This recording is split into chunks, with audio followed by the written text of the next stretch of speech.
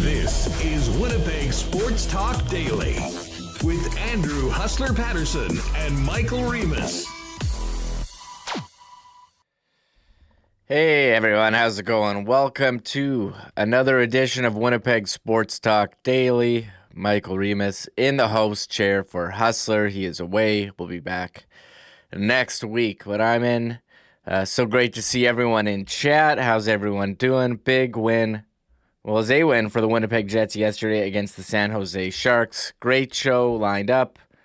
Who's coming on? Brandon Rewucki will join me shortly. Skates and Plates. Scott Billeck of the Winnipeg Sun. Ed Tait. We'll talk some more CFL free agency, and you're going to want to stay tuned for our Sport Manitoba. It takes a community to play segment with Trevis Boyd, speed skating referee who's been everywhere from speed skating, including the Olympic Games. So you're going to want to stay tuned for that one. But before we get into it, got to give a shout out to the sponsors. Wouldn't be here without them. Canadian Club, Modern Man Barbershop, Manitoba Battery, Winnipeg Jets, Wallace & Wallace, F Apparel, Little Brown Jug, Boston Pizza, Sport Manitoba, and Coolbet. So here we are, Thursday, heading into the weekend, and last night, Winnipeg Jets took on the San Jose Sharks. We know the Sharks bottom of the standings. The Jets were a massive, massive favorite coming into the game. It was like minus 400 for those of you who follow the odds. Implied team total was close to 3.8. The Jets firmly in a playoff spot near the top of the Central. And San Jose, they were off for 2 weeks with their player break coming after the All-Star break. And coming into the game, there was talk, especially here, about it. Is there another second-half slump for the Jets? You know, we saw major flashbacks to 2019 and last season. 2 straight losses in Pittsburgh and Philadelphia, scoring only a combined 1 goal. But on Saturday, we last saw them, first and thirds, they brought it in the rematch for the Penguins, but they still only scored 2 goals, and the Jets now averaging 2.98 goals per game. That number certainly dropped over the last couple weeks. And, I joked on TSN yesterday, the headline coming to the game was, would it be cookie night for the Winnipeg Jets? Referencing a term Drew Doughty used after a loss by the Kings this season. I think cookie didn't really mean points, but if it meant shots on goal, then it definitely was cookie night for the Jets. And you're kind of tightening your collar early. Like, what's going on here with the Jets? The Sharks got out early, 4-0 lead and shots on goal, and it felt like deja vu. I was like, are we in the second half slide? Are we getting outplayed by the Sharks again? I mean, that's what you're thinking if you're watching the Jets. They had played San Jose twice this season already heading into last night, losing 1-2 and winning 2-1. But after going down 4-0 in shots, the Jets threw 15 straight shots on Sharks goalie Capo Kakinen, who was solid all night, making 38 saves. But hey, just throw pucks on net, good things happen. Morgan Barron opened the scoring in the first period, his 9th of the year. That was his first goal in 14 games, a career high for him with 9 on the season. Adam Lowry also chipping in, snapping a 7-game pointless streak. He got an assist there. And Neil Pionk, shout out to Neil Pionk. I can't believe this. Now tied for 4th in franchise history with most assists by a defenseman in his career. He's got 137 assists. Feels like he just got here, Neil Pionk. Didn't that Trouba trade just happen? But the 1 goal was all the Jets would need as they dominated every category, but the one that mattered, goals on the score sheet. Shots on goal. 39-17. Scoring chances via natural stat trick, 39-16. High danger scoring chances were 24-7. The process was great. The Jets dominated a team way below them in the standings for 60 minutes, outshooting them, outpossessing them, winning in the face-off circle, and generating more scoring chances. However, you did have to hold your breath a little there, as the score was still tied 1-0. Score was still 1-0, and the Sharks were pressing at the end of the game. Couple shutouts. Mark Scheifele preserving the shutout for Hellebuyck, going back to his days. He recalled mini sticks, getting into the net and getting a knee on the puck in the second period that would have made it 1-1. Connor Hellebuyck was steady. He made all the saves, 17 in total. That's the lowest shot total by an opponent against the Jets this season. It can't be. It's not all roses after a 1-0 win. Scoring, finishing. I think there's some concern there. 5 goals in their last 4 games, 7 goals in their last 7 for the Jets. Not going to get it done long term. They're on the 3rd longest streak in franchise history of scoring 2 or fewer goals in a game. The power play continuing to struggle, 0 for 2, and now on the 5th longest streak of not scoring in franchise history at 8 games. Shout out to the penalty kill, going 1 for 1, 3rd straight game of perfection for the penalty kill. And as we look overall in the season, 32, 14, and 5 for the Jets, 5th in the league on points percentage. They've got a win streak now, going from a 5-game losing streak to now a 2-game winning streak, although some will debate me if 2 games makes a winning streak. And hey, score first and you win the game. Seems that way for the Jets. 21-3-1 when scoring the opening goal, and 15-1-0 after leading after 1 period. A couple other player notes. Seems like everyone was getting shots on goal. Nino Niederreiter was giving me flashbacks to earlier in the season. Snake bit by Kakinen. 5 on net for Nino. Led the team. Kyle Connor had 4. Scheifele had 4. Sean Monahan, we're still waiting for him to get his elusive first point. 3 shots on goal, and a lot of offense from the defense, or shots on goal from the defense. Pionk, Sandberg, and Stanley each had 4, and Logan Stanley really threw his weight around there, laying a big hit on Sturm.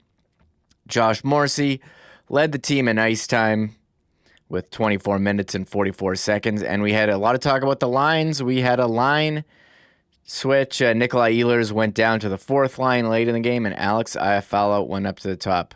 Excited to bring in Brandon Rewucki to talk about all that and more. But first, let's hear from Winnipeg Jets head coach Rick Bowness with his thoughts on the game. Here's Rick Bowness. 4 shot attempts, we had certainly more than enough scoring chances to score more than 1 goal. It's not going in their goal to give their goal a ton of credit. He made huge saves. We were all over the net. We're just going to keep pushing. If we can create that much offense, the puck will have to go in soon. You guys had breakaways. There's a lot around the slot. There's a whole bunch, and then the goal you get is a double deflection that goes in off of Barron. What do you make of that? That's hockey. Just keep throwing pucks at the net and hope for the best. That's, we lost the game in Philadelphia. That's all they did. They threw 2 pucks to the net and hit about 3 different things and went in twice. Tonight we got one of those. There's Rick Bowness. Yep, throw pucks on net and good things happen. So pumped to bring in Brandon Rewucki, Skates and Plates podcast, fellow young dad. What's going on? Brando, how you doing?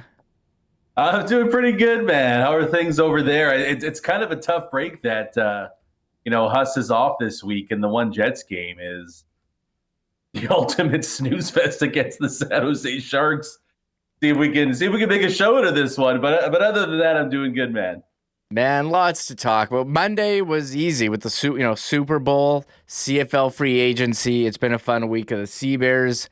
Also signing Chad Posthumous. He'll join me tomorrow. Pumped for that. But yeah, it's a bit of a slow week for Jets. They had the win on Saturday, but I mean, what do you think of last night's game, other than labeling it as a snooze fest and the 1-0 Valentine's Day showdown? Yeah, it was a tough watch. I mean, it wasn't a very aesthetically pleasing game. I mean, the Sharks at this point, especially without Hurdle and Couture, are basically AHL-ish, right? So there just wasn't a whole lot of talent on the San Jose side. I thought it took 40 minutes for the Winnipeg Jets to really get going. I know they kind of slowly took over the shot clock and things like that, but I didn't like their game at all through the first 40 minutes. The third period was more like it. Of course, they didn't score in the final frame, but that to me is okay. If we're going to take a positive out of the game here with the win of the 2 points, it's how they played in the third period, where all of a sudden, things became a little more congested in a positive way for the Jets in the offensive zone. There wasn't as much perimeter play. They were getting bodies towards the net, like Bones there said, pucks towards the net. So I like their play in the final frame, but the game as a whole, it wasn't great. And I think, I guess the main takeaway is just we get the 2 points. Let's move on here and basically just hope that there's some kind of a dam being broke against Vancouver on Saturday. That's the new litmus test. There wasn't going to be a whole lot of things to take away just by beating the San Jose Sharks. But a lot of the questions, no doubt, still remain. I mean, the power play can't score, and the offense just isn't clicking as it was, a couple of months back there. So plenty to work on. We'll see if they can get it done by the time Vancouver, that matchup gets going on Saturday. But kind of funny that even with the win, Remo, we still have to talk about, Ehlers Gate with Nicky getting the demotion in the game. That seemed to be the most talked about point after the game came to an end. I was gonna wait to get into that, but you jumped the gun. I mean, what is it about the San Jose Sharks? I mean, this is a team, Brando. They're worst in goal differential. Worst in goals for, goals against. Jets have scored 4 goals in 4 games against the team. You got Mackenzie Blackwood standing on his head, Capo, Kakinen. We got to make a list here of all these goalies that have stoned the Jets. I mean, what's going on here with the lack of finishing lately? This was a team that was up there in terms of goals for, but they've dropped to under 3 per game now this season. Yeah, Morgan Barron has 2 of those against San Jose. So Yeah. like really all the top guns are just ice cold. I mean, that part to me is just kind of like one of those weird coincidences that happen over the course of a season for any, like I'm sure Colorado struggled against one of the cellar dwellers. You know what I mean? That to me isn't the main worry, but it's just that the Jets right now aren't scoring on anybody. Bad team, good team, mediocre team. They're just struggling to put 3 together. And it's just so difficult to win hockey games like that. Really, the only reason they won last night's game, you could argue, although Kakinen did play pretty good, is that there wasn't a whole lot of potency in the opposition's attack. If there was a half decent team on the other side, they might have found a way to pot a couple goals, and it would have been tough for the Jets to pick up the win there. It's just too stressful of a way to play hockey. Even with Hellebuck being the Vezina frontrunner, you're just not going to go on win streaks, right? You're not going to be able to put up an 8-2 record in 10 games by maxing out at 2 goals a game. And that's where the Jets are right now. And it's a combination of everything where, a number of the stars on this team are ice cold right now. And the power play is dreadful. It's a tough watch. And it doesn't look like there's any signs of it getting better right now. So there's some definite concerns. The one consistency this whole season has been surprisingly what they've done in the defensive zone, but offensively, hey, there needs to be a big 180, and it's got to happen fast if this team has any hopes of chasing down Colorado and Dallas for the division title. Yeah, we're more than halfway through the season. The power play remains in the bottom third of the league. Rick Bowness said that they were going to fix it, but as you said, not too many signs there. Yeah, 14.8%. That's 26th in the league. It's funny. The Sharks, for how poor they are in the standings, they have a better power play than the Jets, which kind of blows my mind once in a while. But we talk about the lines. So much talk on the weekend. We had, they brought in Monahan to play with Perfetti and Ehlers. That was scrapped. Connor with Scheifele and Ehlers looked pretty good here on Saturday. But yes, a guy who's, was a huge part of their success in December. Nick Ehlers going down to the 4th line with Alex Iafallo coming up top. I mean, you called it Ehlers Gate. What was your reaction to that switch as they're trying to hang on to the 1-0 lead there in the third period? I mean, stunned. It was like, are we watching two different games? And it's funny too because Ehlers' game could have been seen as a huge positive if the power play could actually get a decent scoring chance, because Ehlers drew a couple power plays solely by work that he did through the first two periods there. The Jets, though, just can't find a way to get it done. It just baffles me at this point how it's been this long. We've had different coaching staffs go through this, but it seems for whatever reason, when this team struggles offensively to generate goals and scoring chances, that Nick Ehlers is the one that kind of bears the brunt of who gets demoted. It's always been Ehlers. And I thought he was their best player Saturday night against Pittsburgh too. And I didn't think his game was all that bad against San Jose either. But it's just him, he's the one that gets moved down the lineup before a Kyle Connor potentially goes down, or, name your other winger on this team. It's consistently been 27. And I just don't have a good answer for you, Remo. To me, you want to try and get him out there closer to 20 minutes each and every night.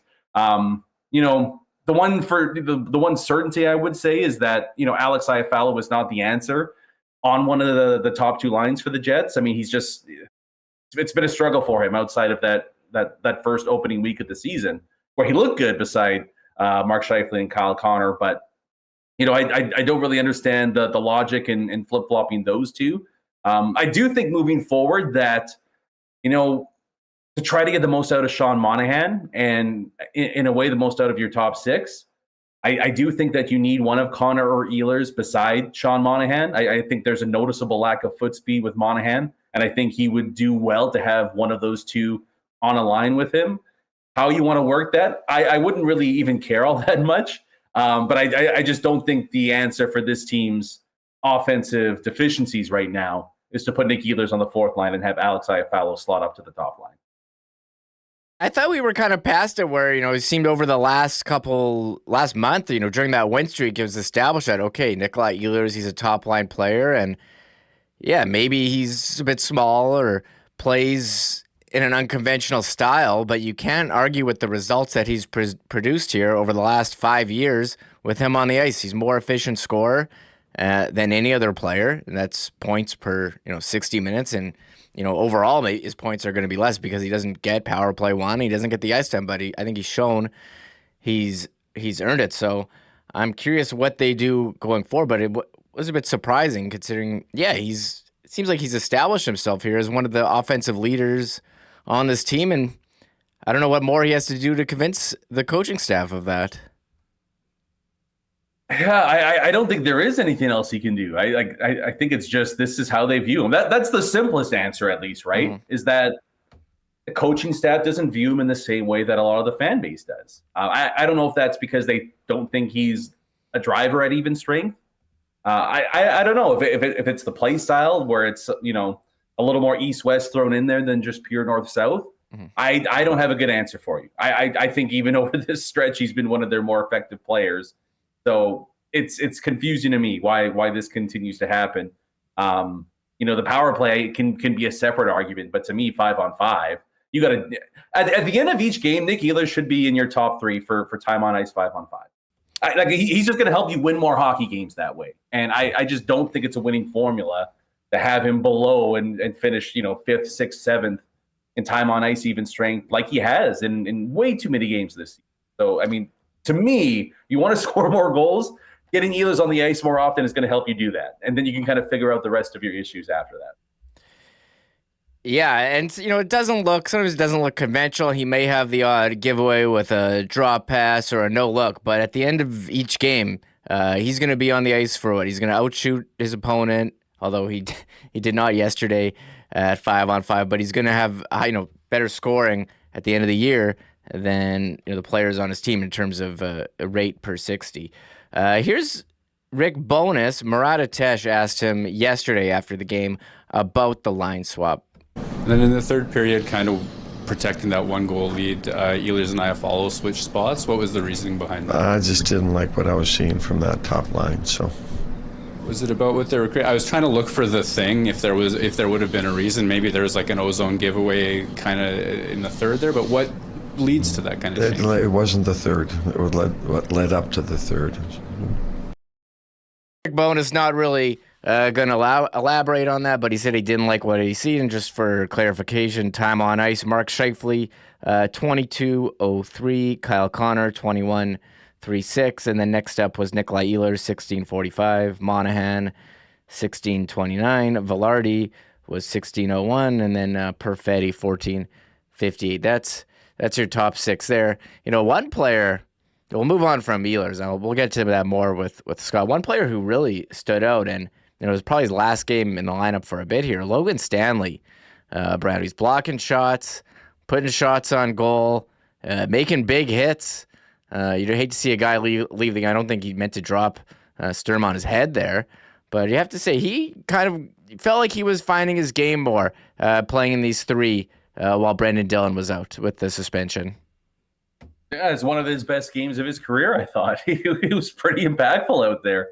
He sprung Nino for the breakaway there. I mean, for a big guy, he's got pretty good vision from his own end. He makes a good stretch pass. It's kind of funny just because he's big and maybe given the old, because he's 6'7", he's a defensive defenseman stereotype. But he's actually pretty adept with the puck on his stick when he has a little bit of time and space to make a play. I thought he's been fine since he went back into the lineup for the most part, really. I mean, this is kind of what Logan Stanley is, though, is he's probably a seventh defenseman on most good playoff teams, contending teams, a guy that you could trust to come in and, give you at least replacement level play. I think he's been just fine. And it kind of crescendoed with that performance against San Jose. So I can't say I'm overly surprised that he was able to be effective for the Jets in a big stretch of time here. It's just going to be intriguing now what happens really with his future with the deadline less than a month away now. If the Jets want to try to hold on to him and have him as their seventh defenseman safety net, it's kind of fascinating, Remo. Like I don't know what the answer is or what it's going to be if they look to maybe bring in a veteran D-man as an extra with a late round pick. What Ville Heinola's recovery from his injury is going to be like as well will play a role in it. But I mean, yeah, I don't mind him being the seventh or eighth defenseman on a team. It's just you don't necessarily want him blocking the path of somebody like Ville Heinola, who could be a big boost to this team's biggest issue right now, which is their lack of power play success. So all in all, I thought it was one of his better games against the Sharks last night. Yeah, 6'7". When I think Logan Stanley, I think 2 playoff goals in that game against Montreal, and you saw the shot working yesterday, gets it hard and on net. I do wonder if that Ville ship has sailed for the season. I talked about it with Drew Bell. You think a guy playing in the AHL can come in and fix the power play right away? I guess it's trying something, and it seems like they haven't really.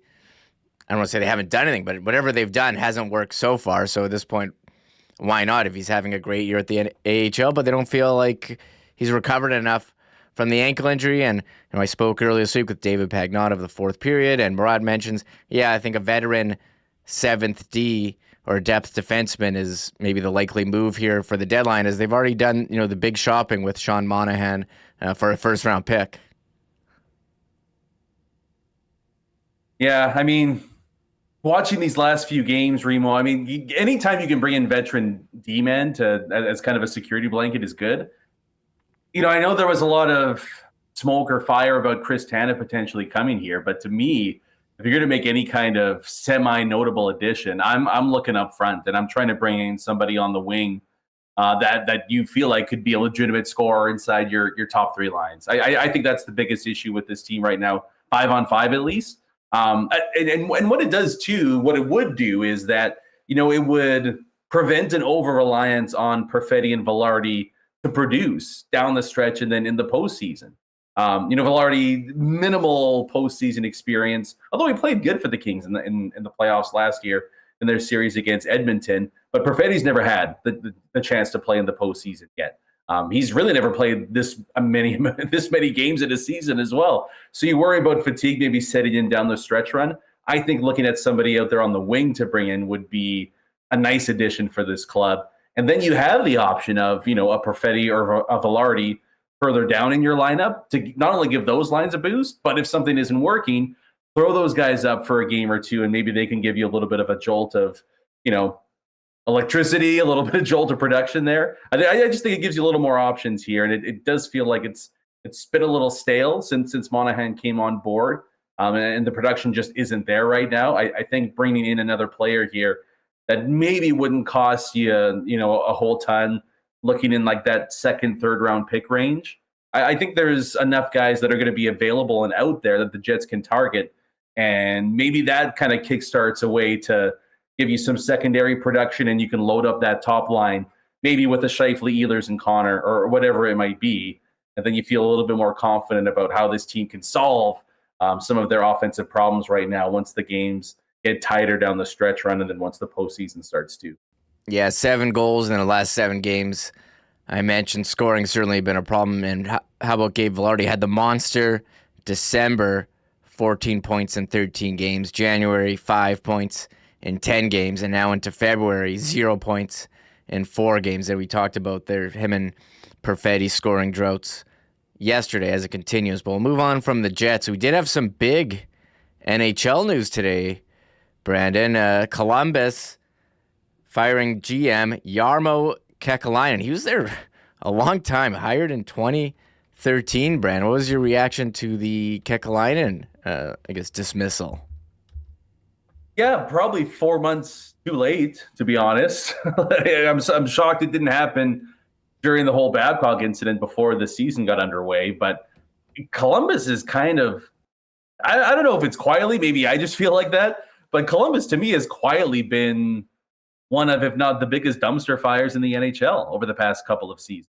I'm kind of fascinated to see what they do at the deadline too, Remo, because they've got a few veterans that they signed and brought in over these last 2 seasons with the intention of being a contending team. And they're obviously light years away from that being a possibility, you would imagine, in the near future here. So I wonder what goes on with the Blue Jackets here. But it's hard not to, there really is no basis for keeping Kekalainen around at this point, because ever since, really you're looking back at with the departures of Panarin, Bobrovsky, and even Tortorella to an extent, the Blue Jackets just haven't been anywhere near as competitive as they should be, which is a shame because Columbus is a really good hockey market. They just haven't had great teams for a long stretch of time there. But there is a lot of young talent. There's no doubt about that. But you just wonder what the direction is going to be, moving to this deadline and then in the offseason as well. Are you going to pivot again towards leaning on youth and a quote unquote rebuild, or are you going to try to thread that line between bringing your youth up and then having some veterans to kind of bring them along and try to chase a playoff spot in a tough Eastern Conference? I don't totally know what the answer is there, but this season as a whole has just been the ultimate Murphy's Law season for the Blue Jackets. It's just been a complete disaster outside of Fantilli looking like a star when he's been in the lineup. It really has been just an awful time there. But it does, in a different way, with some Winnipeg ties here, Remo. I believe Chevy's now the second longest tenured GM in hockey. He was behind Kekalainen, and now only Doug Armstrong has been in one spot longer than Chevy. That's correct, and Armstrong does have the Stanley Cup and shoveled it off. Been here since the team returned. Kekalainen hired Brando February 13, 2013, so almost just over 9 years.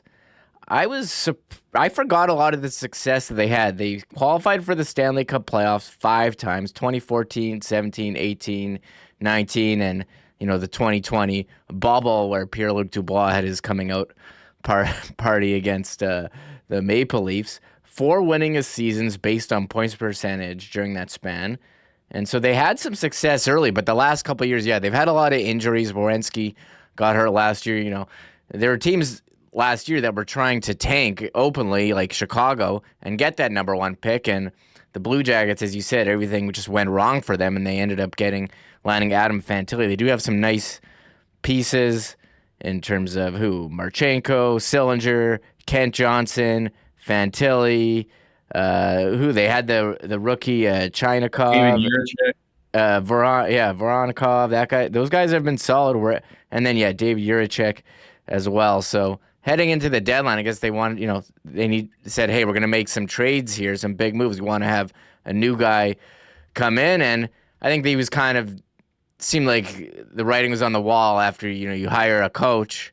I forget how many coaches that's been for Yarmo, and he doesn't even make it to training camp. I think it was just so much turnover, like firing a coach and the GM at the same time, like right before the start of the season, seems like a bit of a disaster already, and I guess it was. Yeah. I mean, look, if you hire a coach who doesn't make it to one practice, never mind a game or trading, like a practice, they never had a practice with the team. Like to me, that was immediate grounds for dismissal there. So we'll see what happens with the Blue Jackets moving forward. I mean, it's interesting because in a way, they kind of got an ideal ownership group. Like you don't really hear a lot about, who the Blue Jackets owners are, but you never really hear them speak in public. But they're very, open and okay with essentially just letting the GM and the president of hockey ops just run the show. Like, hey, we'll give you the money. You guys just take care of everything here. And I like I mentioned before, I think it's a sneaky good hockey market as well. I would just like to see them just have some success and a little bit of solidity. Like, let's just go a couple years without any drama in it or anything like that, and see where it takes you there. So, not surprised whatsoever here. It's just the timing that's bizarre to me.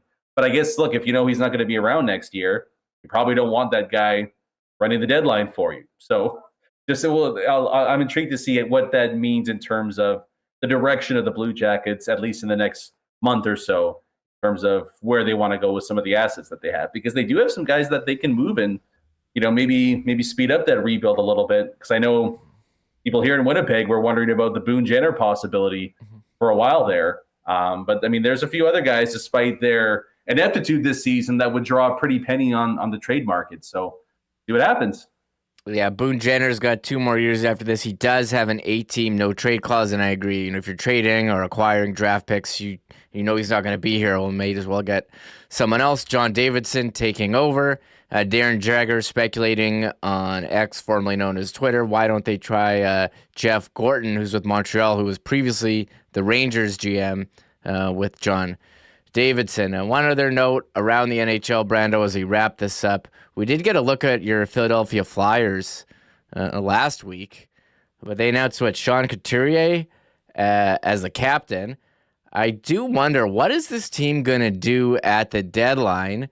Because, they were not expected to be in this spot, and here they are, third in the Metro. John Tortorella hasn't playing well. They're on a 4-game winning streak. This was certainly not part of the plan for this season. Yeah, the plan was not to be good. So in classic Flyers fashion, they deviated in a big way from the original plan there. John Tortorella had a great quote about this.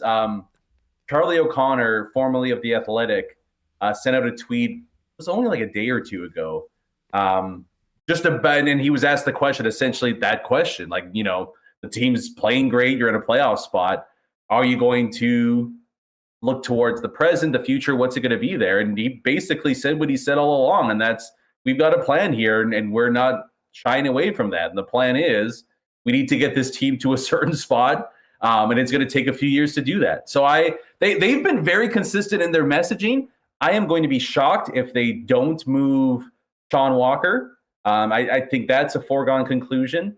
I really think at this point we're going to see Sean Walker, likely Scott Lawton, and then probably 1 or 2 other pieces move out of Philadelphia. And they become essentially a playoff team that's selling off some of their assets. I wouldn't be totally surprised if they then, maybe made a little, a couple mini buys in and around it after moving on from those guys.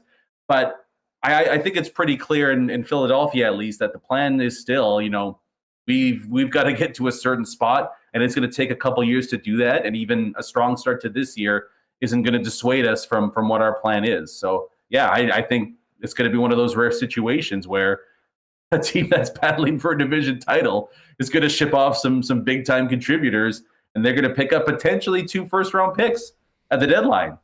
So it's bizarre.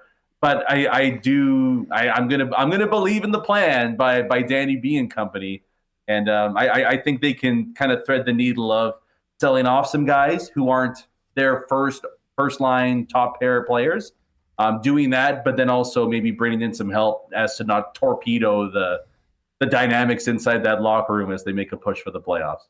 Yeah, that's one team to watch. They do have 2 first-round picks. One of them is Florida's conditional, so it looks like they'll have that for this season. They got 2 seconds as well. They have Columbus's.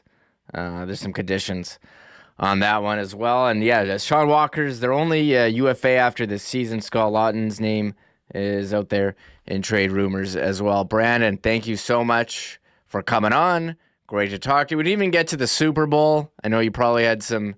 Do you want to chime in? I'm sure if Hustler was in the chair, he'd be like, man, Mahomes, isn't he just like the best ever? Like, sucks to be another team in the NFL, right? I don't know if you want.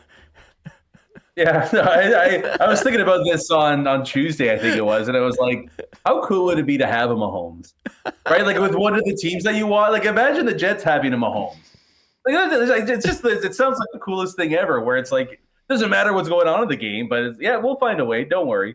That would be neat. So it'd be cool if one of the teams I follow across all the sports would get somebody like that in the mix. But I mean, yeah, he's a legend.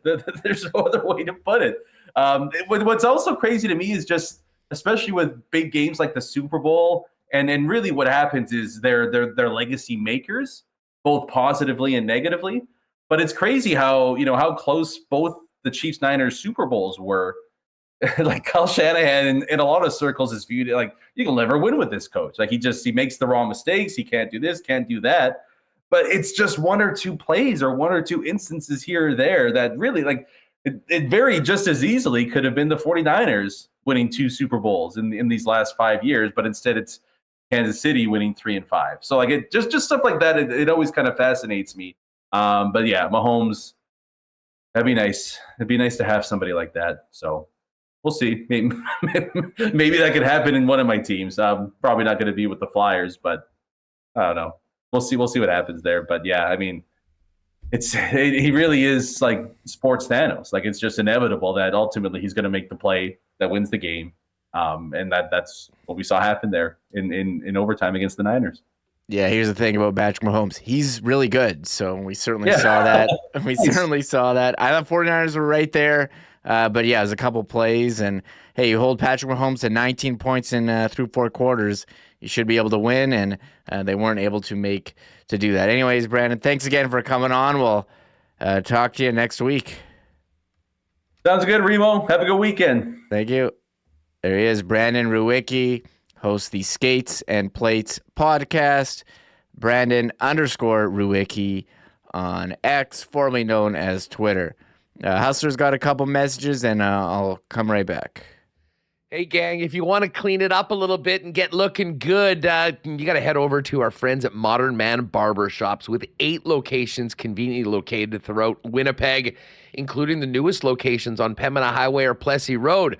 Modern Man has you covered with a variety of grooming services, including haircuts, beard shaping, shaves, color services, and more. Make an appointment and book your look via modernmanbarber.com and follow them on Instagram at Modern Man Barber Shops. Big shout out to our friends at Manitoba Battery as well. Donnie and the gang getting set to open up later this month their second Winnipeg location on Dover Court over in the south side of Manitoba, which means folks in the south end will have an even easier time popping by Manitoba Battery. But as we've been telling you on Winnipeg Sports Talk, you really don't need to leave your home, because not only will you shop local and get the lowest prices in town, bottom line, beating the pants off the big box stores, Manitoba Battery will deliver your batteries to you anywhere inside the perimeter for free with any purchase over $60. It's just that easy. Stay tuned for grand opening details and sales specials. But in the meantime, for all your battery needs, go to manitobabattery.com or give them a call at 204-783-8787. We are, of course, counting down the days to February 29th, when we're looking forward to teaming up with our great friends and sponsors at Canadian Club and the Winnipeg Whiskey Festival to take over the Manitoba Sports Hall of Fame for the Canadian Whiskey Masterclass event. And, of course, watch the Jets take on the Dallas Stars. The event is sold out thanks to everyone that is going to come and see us. We can't wait to see you that night as well.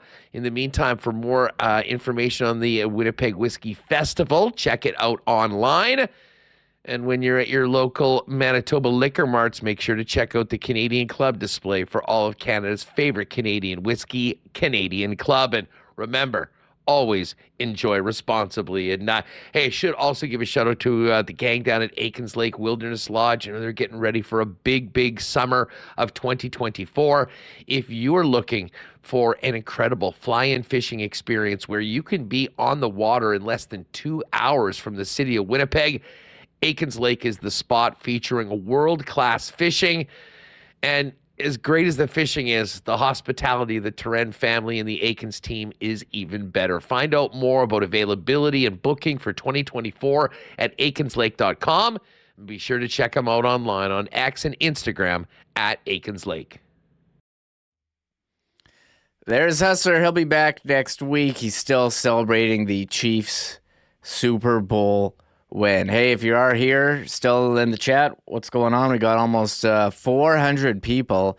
Hit the thumbs up, subscribe to the channel, tells YouTube, hey, we're putting out some good content. Maybe it'll show it to more people. We're still counting down. We're on our way. We got 50 away to 11K YouTube subscribers. So appreciative of everyone who's coming out here and hanging out. We're going to get to some more Jets conversation. But first, it's been CFL free agency. Busy week for the Blue Bombers, the last couple. And I'm so pumped to bring in Ed Tait of BlueBombers.com. We're going to chop it up and talk everything that's going on with the blue and gold. Ed, thanks so much for coming on the show, BlueBombers.com. And now with the Huddle here on YouTube as well. How's it going, Ed? It's going good, Remo. I don't know if we were just talking. I don't know if you saw the blooper reel that they put together here of me trying to promo the Huddle, which we did our first show on Tuesday. But man, it was a nightmare. I'm a newspaper guy, right, forever and ever, and put me in front of the camera. If you're asking the questions, I'm fine. But if you ask me to throw to a commercial break or do a kind of read, it's like just learning to speak all over again. Well, I enjoyed you and Derek Taylor talking CFL free agency after our show. That was Tuesday. So at the Blue Bombers YouTube channel. So pretty cool new studio you guys got there. But Ed, it's been a pretty busy couple of weeks here for the Blue Bombers with free agency starting this week and the negotiation period before. But Kyle Walters spoke to the media yesterday. I mean, overall, what do you think of the Bombers' work here? You know, it's in the off season, and what did Kyle Walters have to say yesterday? Yeah, you know, I know a lot of people, you kind of live in the moment when free agency starts, I think. And I know a lot of people are disappointed that a couple of fan favorites like Jamarcus Hardrick has gone to Saskatchewan and Rashid Bailey hasn't signed with anybody yet. But Kyle Walters said yesterday he's not coming back. And there's going to be change every year. But I think when you start to look at the Bombers and their work in the offseason, you have to take a step back and look at the whole offseason, because when the season ended after the loss to Montreal in the Grey Cup, there were 33 names on the pending free agent list, and they really chipped away at that in December, January, and the first part of February and got a lot of work done. And then the team was pretty quiet. It was quiet on the first day of free agency because they had spent their money working to keep as much of this core intact. And that's why last week's news, when you sign Brady Oliveira, Dalton Schoen, and Brandon Alexander were the three big ones. When you get all those guys back, I think that's the part of where the Bombers should be graded on is how many players they retained from a team that's been to 4 straight Grey Cups. And so I think they did a good job. I think Kyle spoke a bit about that yesterday, Remo, when he said, you know, it's always tough to lose players, and Jackson Jeffcoat's another one who retired. But there's going to be change. That's just the nature of pro sports, and especially in the Canadian Football League. One stat that stood out to me is like, oh, they lost, a couple of these guys, but 18 of the 24 starters from the Grey Cup, he said, are coming back. And in a league that has so much turnover, I thought that was really impressive. They kind of started off signing Chris Streveler, and that was, a big thing on social media. They tweeted out the fur coat, but he's returning. How do you think they're going to use him in the lineup with Zach?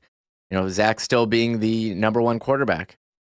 Yeah, there's been quite a significant change to the quarterback room, right? Because they traded Drew Brown to Ottawa.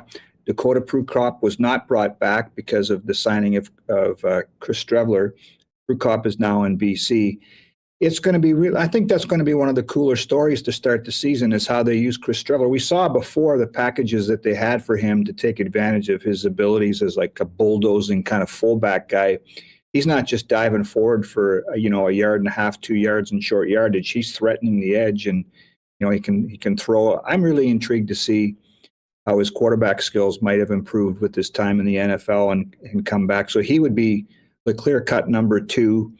And then they've signed a couple of intriguing prospects, and Eric Berrier is one of them. He played at Eastern Washington, same school that produced Vernon Adams Jr., Bo Levi Mitchell, and Matt Nichols. So he's got great credentials. So how they use Streveler in season will be interesting, but it will also be interesting to see who takes that third quarterback spot. They might be signing some more guys before camp starts, but they've got an interesting collection of guys already there to work behind Zach and work with Zach Collaros. We're all excited to see how it's going to play. Maybe you can do some more creative play calling where they change the rules that you can have 2 quarterbacks on the field now. I have to ask you, where were you when you heard they were bringing back Schoen and Oliveira? Did you think that was going to be possible? Well, so I'll tell you a little secret. Like last week, in free agency, things change so much, right? So one day you're hearing this, and the next day you're hearing that, and I kind of warned people before when I did hits on other media outlets about there's a possibility that both Schoen and Brady might not be back, maybe just one of them. So I was really surprised that both of them came back. Early last week, before this became official, I was kind of led to believe that Brady was gone, for example, and a lot of us thought that Dalton Schoen might follow Drew Brown to Ottawa because they're really good friends. So the day that we found out that both of them were coming back was like a kind of a holy crap moment, right? Wow, that's big for the fan base. And, we're talking about in Brady Oliveira, we're talking about, everybody knows the story, Winnipeg guy, proud Winnipegger, all the stuff he does with the dog rescue. It's like his second career.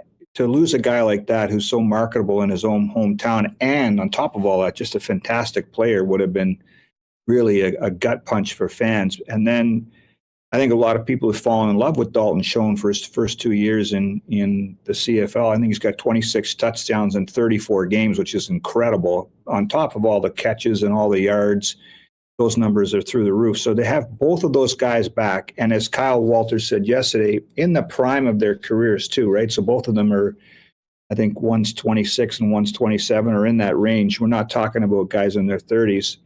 There's some prime years still for those guys to play, and the fact that Brady will be here for the next 2 years and Dalton for this season for sure, maybe more, it has to be comforting to fans knowing that there's so much change around this league.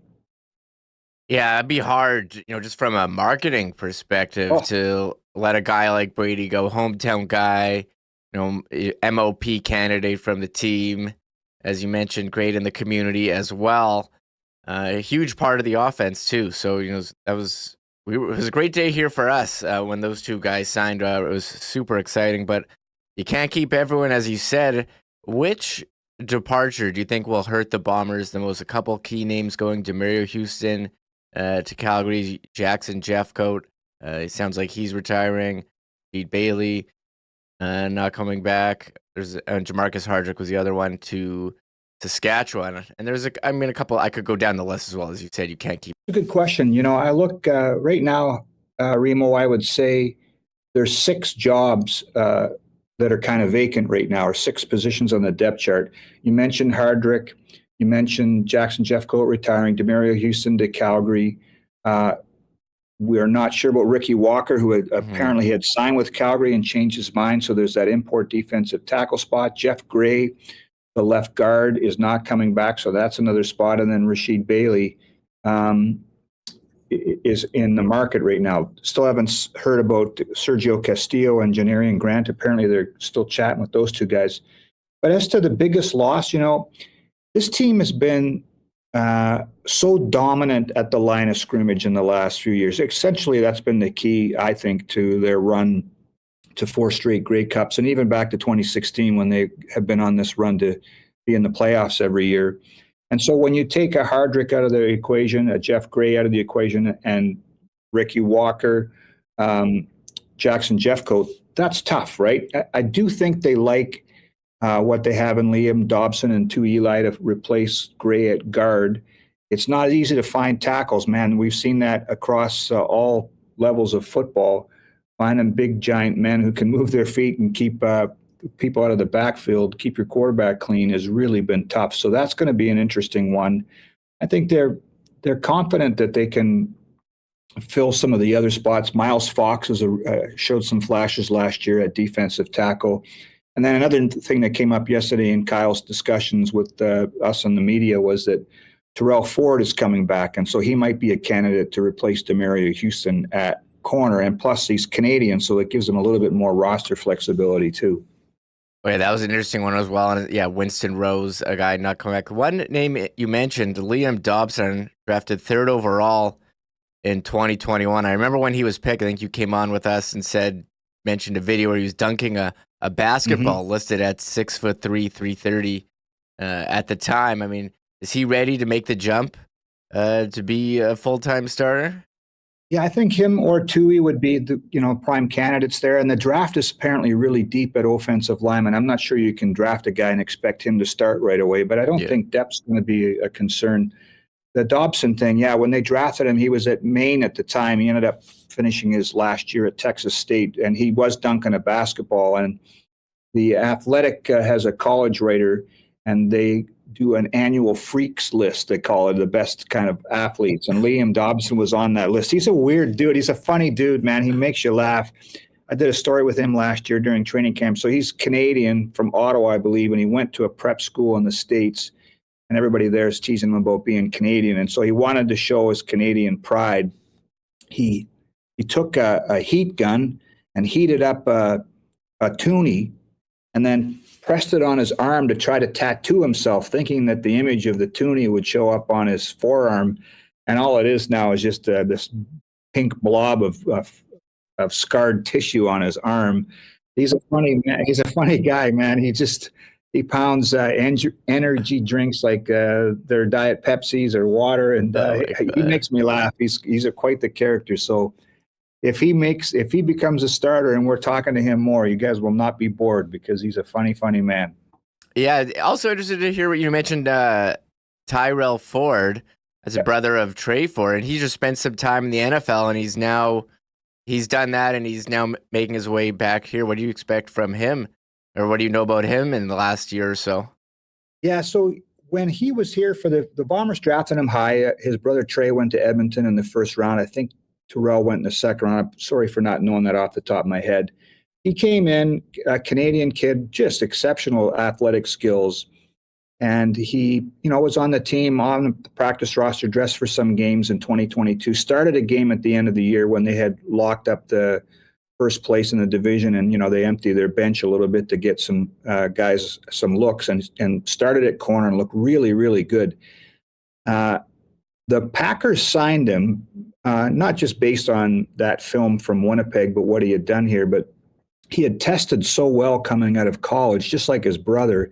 They wanted to take another look at him, so they brought him into camp last year. He survived training camp with the Packers and then got cut, and then wanted to wait to see if another NFL opportunity might pop up for him. But and Kyle Walters spoke about this yesterday, with Winston Rose gone, Jamal Parker's back at the one corner spot, he can move inside. But now when you start to talk to prospective free agents, or you try to convince Terrell Ford to come back, his path to starting isn't blocked the way it once was, because Demario Houston has left. Winston Rose has moved on, as you said. So I think there's a real good opportunity for Terrell Ford to challenge for a starting spot, not just to get on the team like he did as a rookie, but to really, really push for work in the starting 12 on defense. Yeah, I remember last year, Kyle Walters was talking about how well that he had tested, that he was getting the NFL looks, and we're all surprised that Dalton Schoen wasn't, but we're happy that he's back in Winnipeg. You look around the league after this free agent period. Bombers one of the few the team they haven't signed anyone from any other team, but other teams making a lot of moves. Which team has stood out to you so far early on in free agency? Yeah, I'll get to that in a sec. You're right about the Bombers not doing much, and I think what happens now is after you spend your money, you have to turn to your scouting department to find some help, right? This team has done a real good job of finding help. So I think that's where we're at right now, and it's not sexy when the free agent market opens and you don't sign somebody, but it doesn't mean that you're not going to fill the void with more new young Dalton Schoens or D. Alford or whoever. There's a lot of work that the scouting department has done in the past, been pretty impressive. As to who stood out around the league, everybody's done something, right? I mean, Ottawa had to fix their roster, and so them getting Drew Brown was a big push. But they made a lot of moves around the rest of their lineup. Dominic Rhymes improves, gives them a receiving threat. They've done a good job on their line of scrimmage. The team that jumps out to me, and I'm sure it's going to rankle some people here, but Saskatchewan's done an excellent job. And I think it's kind of the Corey Mace effect. They hire a guy who's kind of the promising new, coordinator to head coach. And he's got obvious leadership skills, and people seem to be flocking there and want to play for him. They've done a really good job of fixing the holes in their roster. And plus, they're going to have a healthy Trevor Harris to start the season.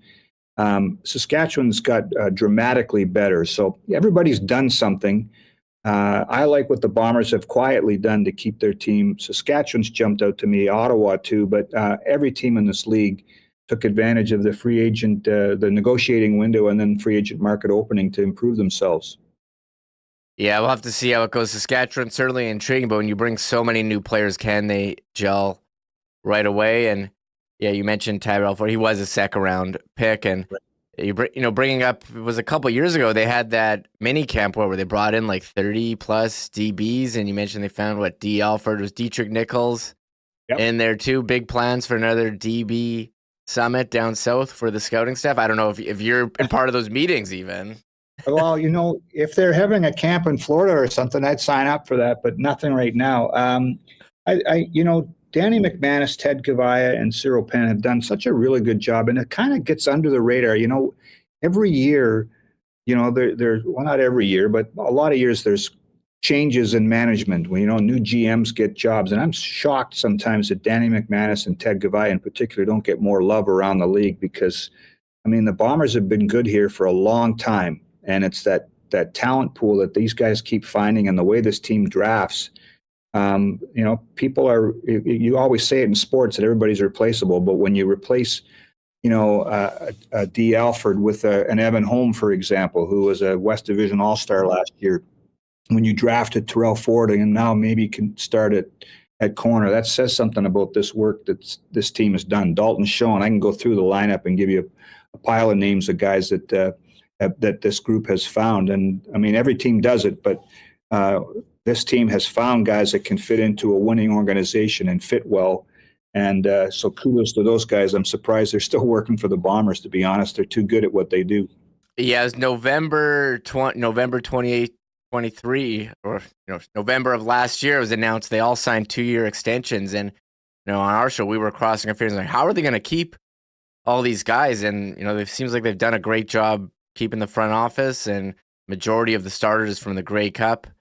Before we wrap up here, I wanted to ask you about a couple Bombers legends passing away yesterday, Kenny Plain and Jerry James. I know you had some in-depth stuff at bluebombers.com, but what can you say about those two legends? Yeah, well, legends is the right word, Remo. Both guys in the club's Ring of Honor, both in the Canadian Football Hall of Fame. I got to interview them and know them a little bit, but I'm not as old that I can say that I watched those guys play in the 50s and 60s. I've been around for a bit, but not that long. But the thing that's interesting is that when you talk about Kenny Plain, everybody that, when his name comes up, they just talk about his leadership, his athleticism, and what he did during those glory days in the late 50s and 60s. But then just the person he was, he and his family decided to stay in Winnipeg, and he was my dad's favorite player, for example, and everyone just adored him, just a class individual. And then the Jerry James story is pretty remarkable. the fact he's not in the Canadian Sports Hall of Fame is just shocking to me. So he made the Bombers as a 17-year-old kid out of Kelvin High School, and at the same time was playing junior hockey and went to the Memorial Cup, was in the Toronto Maple Leafs system. And after playing for the Bombers, gets called up in his first game as a Maple Leaf is in the Montreal Forum on their top line. He ends up playing about 150 games in the NHL. He's the only guy to play in the Stanley Cup and the Grey Cup in the same year, was a two-time winner of the Most Outstanding Canadian Player Award in this league. Just both of them incredible credentials, and the impact they left on this town and this franchise is pretty impressive. Both part of 4 Grey Cups there, right, in the 50s and 60s, and I couldn't believe that Jerry James had set the record for rushing touchdowns in a season by a Canadian, and it wasn't broken until the year 2000. It's some serious length of time for a record to stand. But here, Ed, we're wrapping up free agency week. So what's next for you and the Bombers? Just waiting for Castillo and Janarian Grant, or how are you going to be spending the next couple weeks here? Yeah, it will be interesting to see what happens. We asked Kyle Walters yesterday about, once the dust kind of settles on the first day of free agency, will you circle back at maybe some names that are still on the list? And he said, we have no money. So I think they're saving a little bit of their pot for trying to get Sergio and Janarian back. So it might be quiet on the Bomber front for a little bit. Valor training camp starts next week, so that's going to keep me a bit busy. But it's never boring around here. We'll see what's going to happen.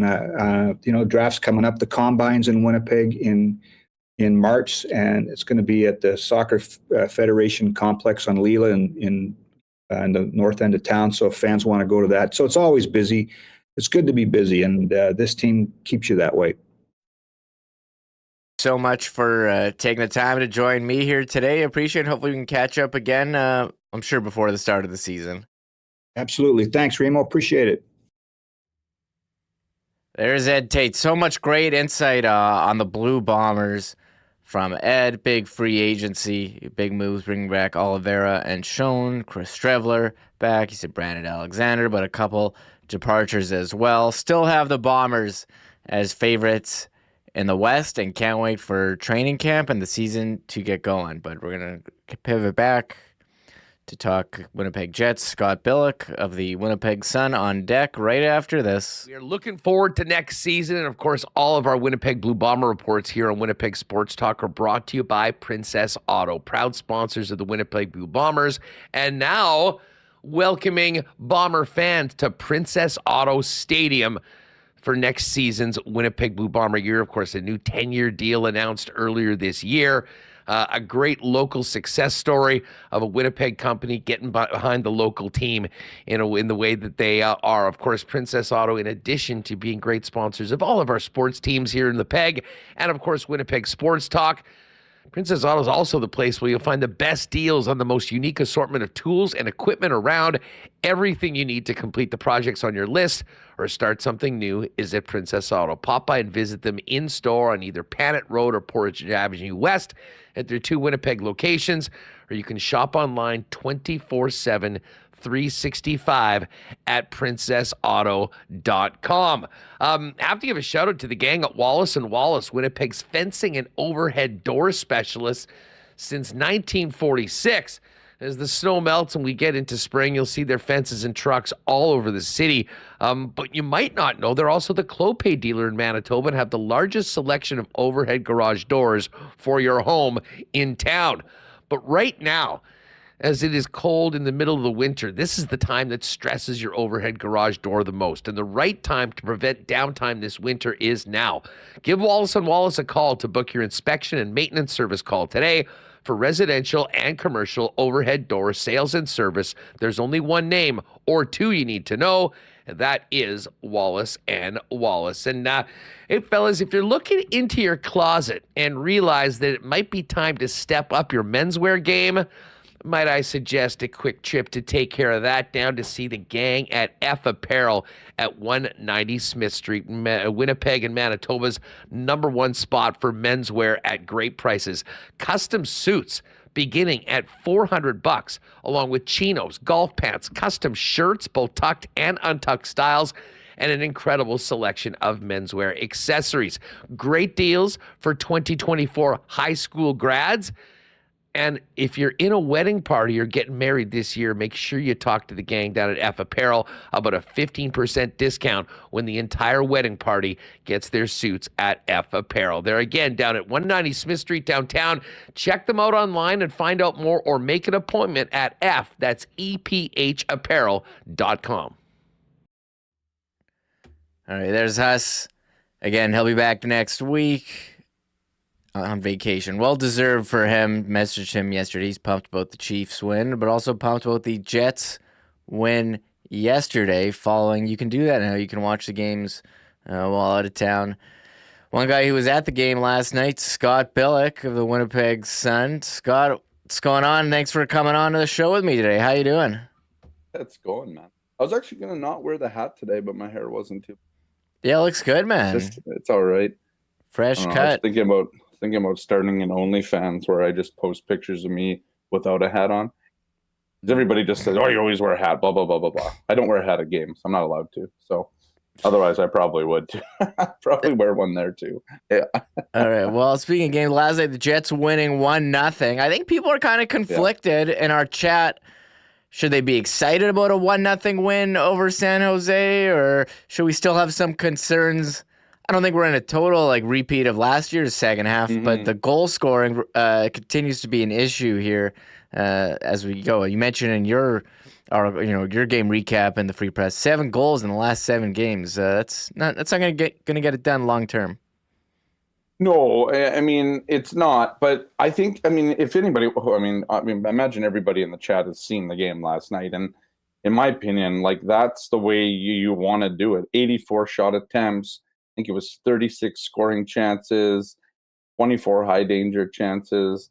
They were putting everything into traffic. They were firing pucks from everywhere. It was voluminous. I can't say the word voluminous, something like that. Anyways, there was a high shot volume being put, at Capo Kakinen.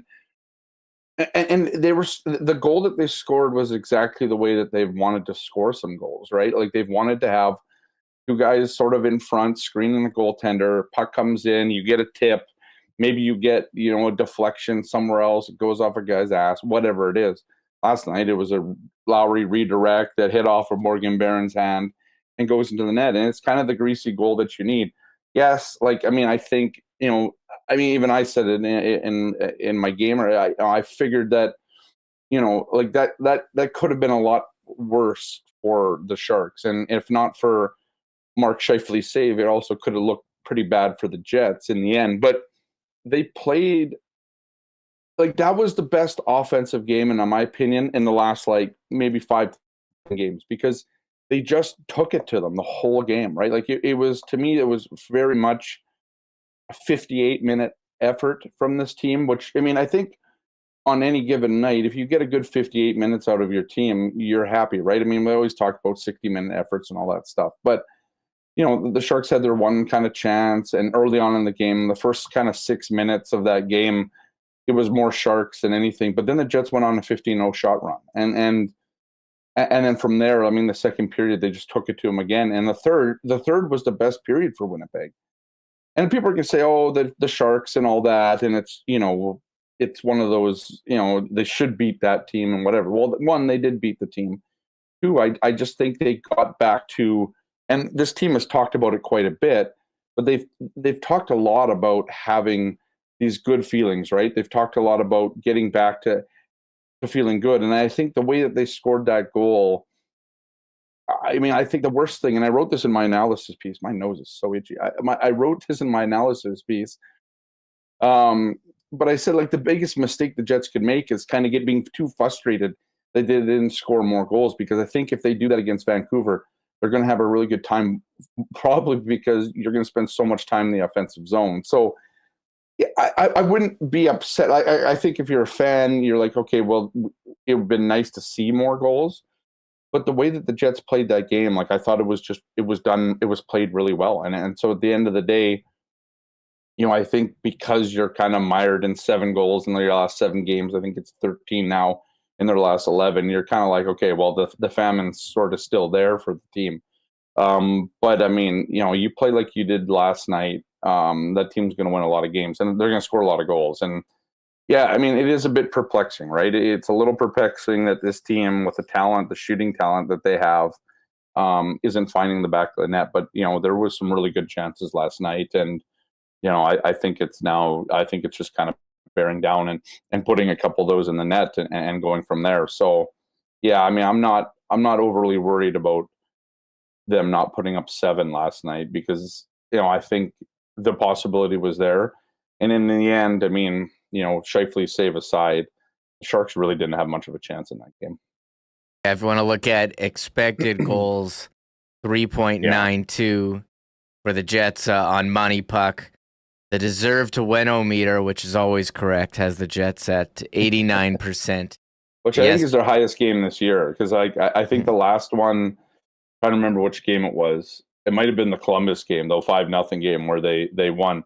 I think that one was around 87%. So last night they scored 1 goal, but having the deserve to win meter isn't the be all end all, but 89% is just something for sure it is, yeah. But I think the way, again, that deserve to win meter takes a few things into account. And, to me, it was complete domination. I think expected goals, like the percentages, was basically 80-20 for the Jets. So, yeah, I mean, I look at that game and just utter domination by the Jets, and they just couldn't put a few in. There you go. There is 89%. You look at the scoring chances. I mean, the Jets are getting all theirs here in that great area in front of the net. I mean, Nino Niederreiter totally snake pit there. I mean, flashbacks to early in the season. I don't know what more they had to do to score, but it seemed like you can't really get mad at the process, but they just keep running into these. I don't know. Are they shooting to the chest of all these no-name goalies? No offense to Samuel Ersson and Capo Kakinen and Mackenzie Blackwood and Ukko-Pekka Luukkonen in the past and Carol Vamel. Even you go down a list here. They made a lot of goalies who have not great, career numbers look pretty good. And I don't know if it's just like a small sample size thing or if there's even anything. Well, I mean, you look at that. You look at that shot map there and you're like, that's exactly where you'd want all the Winnipeg shots to come from. And so, I mean, you think back to the breakaway for Niederreiter when he's in alone there and he tries to go backhand and Kakinen just makes a nice sprawling save. Like, I mean, some nights you're going to get goalied. And I think the problem is Jets fans are sort of sick of hearing that their team's getting goalied, right? Over and over again. But they found a way to win that game. They got a good, greasy goal. And the third period was an absolute clinic by the Jets in shutting down the other team, right? I don't think, I can't remember what the shots were. I think it might have been 16-8 maybe in that. It was 8-5 in that period. But if you look at the analytics for the third period, like it was all Jets that whole time. And so like the Jets didn't let up. They weren't trying to sit back on the lead. They created the most chances in the game, like per period in that third period. So it wasn't like they were looking for, looking just to sit back and protect a 1-0 lead. They protected a 1-0 lead by being entirely offensive. So, I mean, I liked what I saw in last night's game. It just, you didn't see the goals that I think that they deserved. They deserved more goals than they got.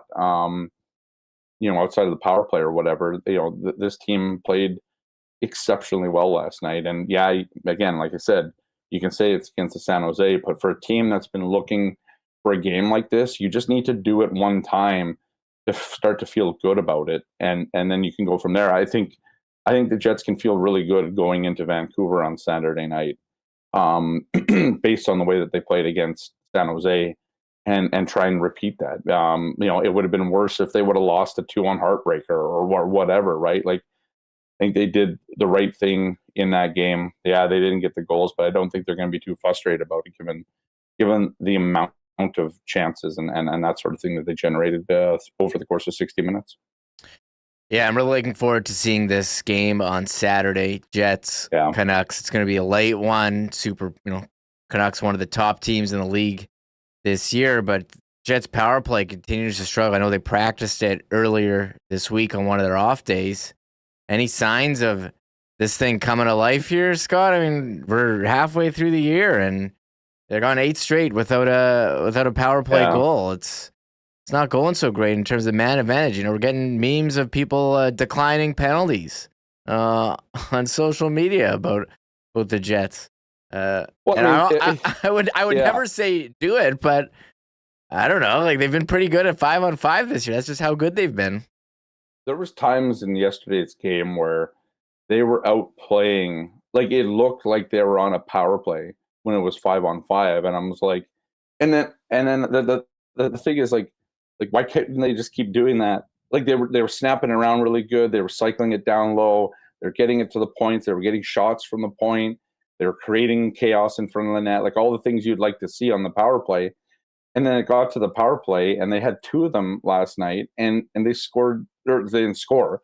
They only managed to get 2 shots on goal. Like I don't understand it, right? Like I wish I had an answer. I could probably make a lot of money off of it if I did. I don't have a good answer. I mean, I'm sitting there last night. I'm like, there's so much talent here, and they're just, I don't know what it is. It's almost like they view it as this like huge uphill battle, and then you look, but like right going into one of the power plays last night, it was like this team was absolutely owning the Sharks 5-on-5, and that's the part that it's just like, why doesn't it translate? Like, sometimes I just think like put Lowry's line out with 2 defensemen on the power play and let them grind it out. Like I don't understand. I think a lot of the time they're trying to find the perfect pass. There was one last night where I think Scheifele tried to find Connor on like this seam pass, and it wasn't going to be there. And maybe the movement's still not there, but it's more than that now. Like, I just think there's zero confidence in this power play right now amongst the players that are on it, because they've gone 8 games. I think it's up to 19 or 20 times. No, it'd be 21 now, because I think they came into the game 0 for 19 in 7. So I think they're 0 for 21 now in their last 8 games. I mean, it's like 2 for almost 40, I think, in their last 11 games. So like it's just, or 12 games. So it's just not going. And I don't know how to fix. I mean, they got Monahan there now. They got away on the second unit from the 2 defensemen, like Nate Schmidt made way for Vlad Mestikov. They got Nikolai Ehlers on the second unit. I think he'd be better on the top unit, but I know what they're trying to do. They're trying to play each unit for a minute and try and get some sort of offense from Ehlers on the left side coming downhill there, as they've talked about. But I mean, at some point, play the 4th line. I mean, I don't know. I don't know what's going to spark this team, because I don't think you want to, take certain players off of it, because that probably isn't going to go very well. But at some point, I mean, you got to send a message to these units. I mean, they're just not getting it done, and so, yeah. I mean, I don't know what else they have left to do. I don't know what else left they can try. They're doing it in practice. But here's the thing, and we were this was sort of a half joke in practice the other day, but I think it was on, it would have been on Tuesday maybe, and because they're back at Canada Life Center, and we're watching them go through the power play, and you're sitting there and like, did they score 1 time in practice on the power play? And it's just like that's whatever, right? Like it in practice. You got to understand, like, they're not going full tilt on these things, because, nobody's taking 1-timers against Connor Hellebuyck in practice. Like, they're not trying to injure their goalie. They're also not trying to injure the penalty killers, right? Because they still got, big names on that penalty kill that they don't want to get injured. But even there, they're not scoring. And so it's just like, it's not even working in practice for this team right now. So that's, it's the biggest question mark on this team, because I think it's the one thing that's probably kept them from attaining the next level of how good this team can be. And really, when you've been in a slump like they've had 5-on-5, you want your power play to pot a few every couple, or every night, or every game, or every second game, to kind of, at least keep the scoring going. But they can't rely on the power play make up for maybe a little bit of a famine 5-on-5. So yeah, I mean, I don't have any good answers for you, Remo.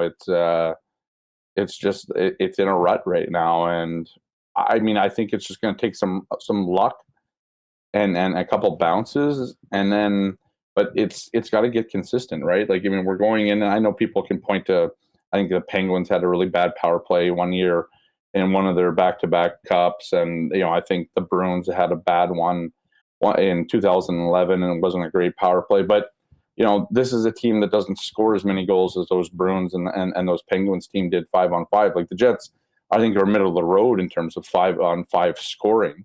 They're the best team in terms of allowing goals against, but they need the power play to work because it's going to be the thing that separates them from playoff time, right? And even down the stretch here, we're seeing games tighten up a little bit more. You need something that can actually, I guess, turn the tide in games, and right now they're not getting it from their power play. Yeah, 14.8% on the year, 26th in the league. And you go for goals for per game, all the way down there at 20th in the league now at 2.98. But if you go to goals against per game, well, what is that? First in the league with 2.27. Second, Florida, who's, I think, kind of under the radar, having an excellent season. They're a very good team, and they won again against Pittsburgh yesterday. I was trying to not to get this, but I'm trying to talk about some other stuff first, but we got to mention big line swap at the end of the game there yesterday. Nikolai Ehlers going down to the fourth line. Alex Iafallo coming up top. Are we making too much of this, or can we expect to see Ehlers on the fourth line to start against Vancouver? No, I don't think so. And I think this is probably getting, this is a little mountain of a molehill sort of thing. And I wrote that in my analysis piece that you can read at winnipegsun.com. Shameless plug. But yeah, I mean, I think, you looked at, so if you look at the stats, like the analytics from yesterday, and I pulled them up here before I came on and I had them going, and you just look at the way, so this is a team that was protecting a 1-goal lead. They made the switch to Alex Iafallo with Scheifele and Connor, moving Ehlers down. That line played 4:18 in the game for the remainder of that, like 5-on-5 time. I think they made it around the 16-minute mark, the 15-minute. It was right after, the 14-minute mark, like 6 minutes into the third period, right after the first TV timeout. That's the first time Iafallo came out with top line. That line wasn't great in terms of, I think it was 13-13 in terms of shot attempts against with Ehlers on it. They were 10-1 in favor of shot attempts for and against with Iafallo on it. I think it was a tactical move. Ehlers was the only player last night, and I look at the stat, and if the chat's going wild right now, I'm not saying that Nikolai Ehlers should be anywhere but the top line, because I believe that he should be at the top line. But if you look at that game last night in a vacuum, you see that Ehlers is the only player on the team, I think, that had, and I looked at it last night, they did some stat updating this morning, but he was the only player that was below 50% in terms of in the shot share. He was the only player that was getting outshot on the night. And so in a game that was so lopsided, like, I think they saw how Ehlers' game was playing, and he looked fast in the first period, I thought, but there was a couple giveaways in that game, and I think I don't want to speculate, but I think there might just be a time where in a game when it's a 1-0 game and you are sure trying to find that second goal, but at the same time, you're also trying to defend a lead. I'm just not sure that there's the trust there between coach and player right now, between Bowness and Ehlers, to not make that giveaway at a inopportune time or at any time that might lead to a tying goal, right? So to me, that's where it was. Now, I didn't think that the fourth line played very well with Ehlers on it either. It's just that's not the way that fourth line is going to play. Ehlers is too fast for Nemestikov. Well, maybe not for Nemestikov, but it's just not that line's just not going to work the way that I think. Well, it barely played, is what we'll say, down the stretch there. So, but I think at the end of the day, that top line, the change that they made and the minutes that they played Scheifele's line to end the game, it did what they wanted to do, which was limit shots, and they only had one attempt against in the final 60 or 14 minutes or so that was left in the game.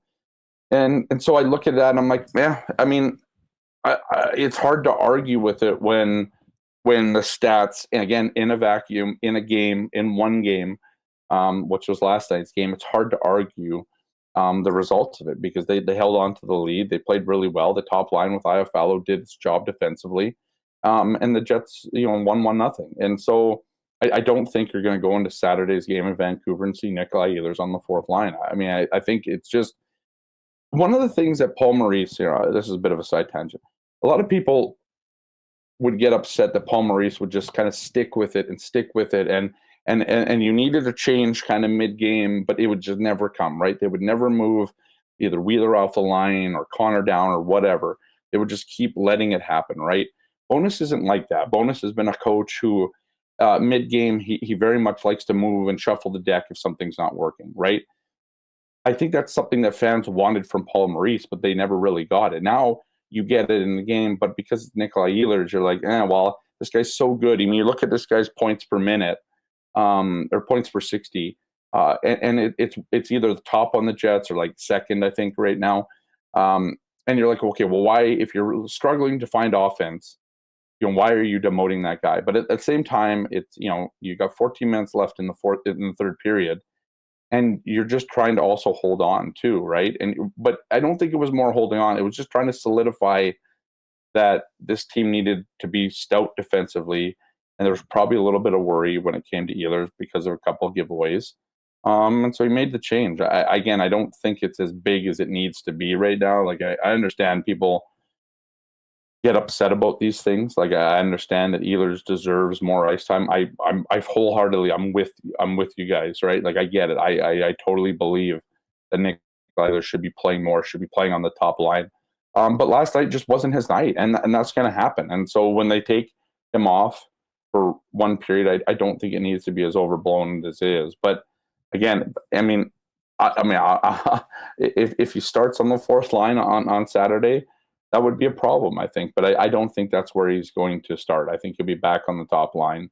And I think it's just one of those in-game decisions, a tactical move, that it's hard to argue that made sense at the time, because it worked. It worked for the team. They won the game. And Iafallo on the top line added an element of defensive hockey there that suited the team with what they needed. So, yeah, I don't see it as a negative, but I do understand why fans, because it's not just everybody doesn't look at it in a vacuum, right? A lot of people talk about this, see Nikolai Ehlers not being played or underutilized or whatever, and it's just that's the visceral reaction when they see Ehlers demoted. So, but last night I think it was, at the end of the day, probably the right move given the analytics, and given what the team was trying to do down the stretch in the third period. Yeah, and one other line, speaking of the lines, one other line that stayed together for majority of the game, Monahan, Velarde, Perfetti.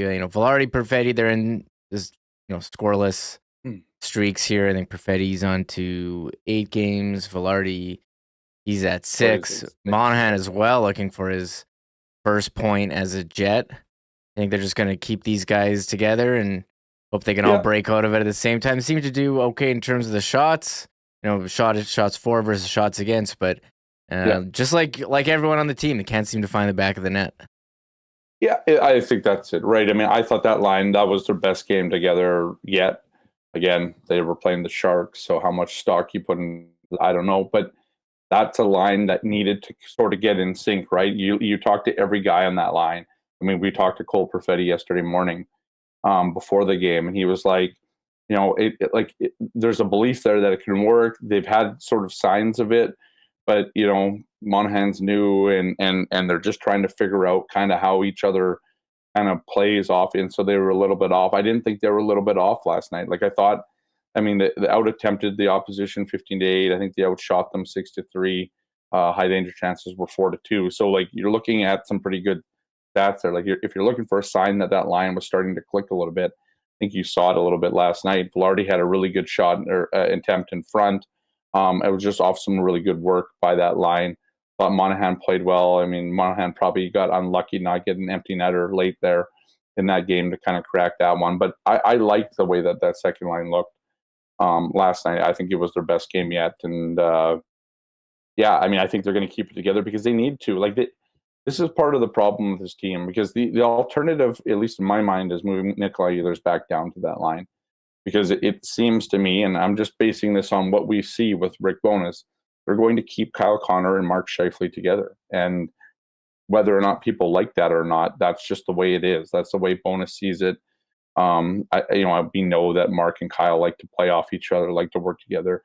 There is a good chemistry there between those two, at least offensively. I thought, and then side point here, I thought Mark Scheifele had a hell of a game defensively last night. But yeah, I mean, I think there's a lot of run. Well, not a lot of run. There's a bit of runway here. There's a bit of time to get this second line going. Bowness said yesterday they need it going. So, if it doesn't work or if it's tailing off, then they'll make a change. But just looking at again the stats from last night, I thought they had a good game. And watching them last night, more than anything, I thought that line played well together. So again, I think everybody just needs a goal, right? I mean, that's part of the problem right now is you're seeing a lot of good things at times, but you're not seeing, I guess, the execution or the final shot going in, and that's part of the problem right now. But I mean, if you're looking for a sign that line was starting to kind of figure itself out and starting to build chemistry and jibe a little, I think you saw it last night. And yeah, we'll see how they play against Vancouver, because that's going to be a much different test for that line where they don't have the last line change and all that sort of thing. So they're going to get tested a lot more against the Canucks, and we'll see how that happens. But I thought they can build off of what they did last night. Yeah, 2 wins in a row after losing 5 in a row puts you in a good spot, and big test coming up Saturday against Vancouver, Monday afternoon in Calgary, and then here against Minnesota, who's actually playing pretty well. Yeah, and that's going to be a heck of a game. Big the atmosphere. whole Hartman thing and all that. Yeah, I'm looking forward to that one. That's going to be Jets on the back-to-back, but I don't think they're going to need any extra motivation, let's say, come out and kind of stomp or at least go to war with the Minnesota Wild that night. Yeah, it'll be that night. We'll have to see what happens there. And as we wrap this up, Scott, we did have some news about one of Winnipeg's other teams, the Bombers, making some news, but the Sea Bears signing Teddy Allen last week, and Chad Posthumous, the captain, he's back for another term. He'll join me tomorrow, but I feel like year 2 is going to be a big one here for the Sea Bears, and nice to have some continuity with the players. Yeah, I mean, I think the fact that they're going to have these familiar faces is a big thing for this team, because you look at this league, there's a ton of turnover. But I think one of the big things the Sea Bears did really well last year was create an atmosphere that you want to be in. Like, their facilities are really nice. I have no comparison across the league, but the new Sport for Life Center on Pacific or whatever, like, that's a nice place to practice. And this team treated the players really well last year. I mean, they had a lot of different opportunities to make a little extra money off the court with different kind of appearances and stuff like that. So, the Sea Bears did it really well last year. But the biggest thing, I think, was for the fans, that they really got to know Teddy Allen, right? And he was like this big kind of game-breaking, he was the MVP of the league, right? I mean, and the Sea Bears had him in their first year. They also had, and I believe the Beast from River East is the nickname for Chad Posthumous. He put down it was a putback jam to win the first game, the inaugural game, the opener for the Sea Bears, and that was a big game. Like, I remember being in that, and I mean, at that time it was a league record in attendance and all that, and it was wild, right? But the one thing with Chad is that he's a good player, right? He's a good big center in a league that they have some bigs in the league and they do well. I think toward the end of the year, Chad kind of got, maybe pushed out a little bit, and he would start games, being a Canadian, that helps him to, I think they have to start 3 Canadians to start the game. So he would start the game, but he would often get in a little bit of foul trouble down the thing. The guys would attack him. Other teams would attack Chad because he can be really, really effective. Obviously with his size, I believe he's 6'11", nearly 7 feet tall. But he played well. But I think it's good. It's gonna be good for the fans, right? I think one thing that is hard for teams in this league is to kind of create, season, sort of compounding momentum season after season, because there is a lot of turnover. But having Chad back, having Teddy Allen back, those are things that fans are going to be able to come to the game and be like, yeah, I remember that guy from last year. We got the MVP back. We got the local kid back. They're going to probably have Simon Hildebrand back too next year, so there's going to be that as well. And so yeah, we're looking at a Sea Bears roster that's sort of shaping up to be a team that you remember from last season. They went all the way to the playoffs, and yeah, it should be fun. If you didn't get out to a Sea Bears game, and I'm not trying to shill for the team, but it's a heck of an atmosphere. I know, Remo, I think you were at a couple games. Huss was always there. It's a fun atmosphere. It's a good time in the summer. Come out. I think the tickets are pretty cheap, and it's fun basketball. Or like the what do they call the end time? It's like target score. I forget. Target score. That's it. That's a lot of fun to watch. I think fans started to understand it kind of halfway through the season, and it became a fun thing to watch. So yeah, it's really good for the Sea Bears to have some of these familiar faces back, and I think it's just only going to make it that much better of a second kind of sophomore season for them. Yeah, the game production there I thought was excellent. Felt like you were watching a big league game, and Teddy Allen said that with Hustler. I don't know if that was last week or last week or week before. Yeah. Scott, thank you so much for coming on. Great talking to you, and enjoy the games this weekend. Yeah, we'll do, Huss. Appreciate it. See you guys next week. There he goes. I appreciate that. Was a little reflex there, Scott, calling me Huss. Don't worry, I do it to all the time. When I'm on with anyone else but Huss, I call him Huss. There's Scott Billeck, Winnipeg Sun. He's on X, formerly known as Twitter, Scott Billeck. And we got one more guest to come on, but Trevis Boyd, referee for Speedskating. He's been everywhere, including the Olympics. That'll be part of our Sport Manitoba takes a community to play segment. But first, let's get to Huss. We have to give a big cheers from Winnipeg Sports Talk to our friends at Little Brown Jug, Winnipeg's favorite local beer company, featuring their flagship 1919 and their newest generic lager, my personal favorite, a 4-5 domestic style beer brewed locally, fresh and crisp to the taste. And listen, generic right now, not only can you find it along with 1919 on your next trip to Canada Life Centre, up in Craft Beer Corner in section 310 in the upper bowl, or 126 in the lower bowl. You'll also find it at your local beer store and Manitoba Liquor Marts at a great low price of $19.99 for an 8-pack of Tall Boys. If you haven't tried generic lager yet, try local. I'm sure you will enjoy it, and maybe the best place to check it out, along with all of the Little Brown Jug offerings, is down at their brewery and tap room on William Avenue. You can also find out more on Little Brown Jug, ordering and local delivery options, along with their great merchandise, online at littlebrownjug.ca. Every sports fan in Winnipeg pretty much knows that if you're in the market for some new Jets merch or Bomber gear, or your favorite team from another league, there's only one place you need to go, and that, of course, is the Royal Sports Superstore at 750 Pembina Highway.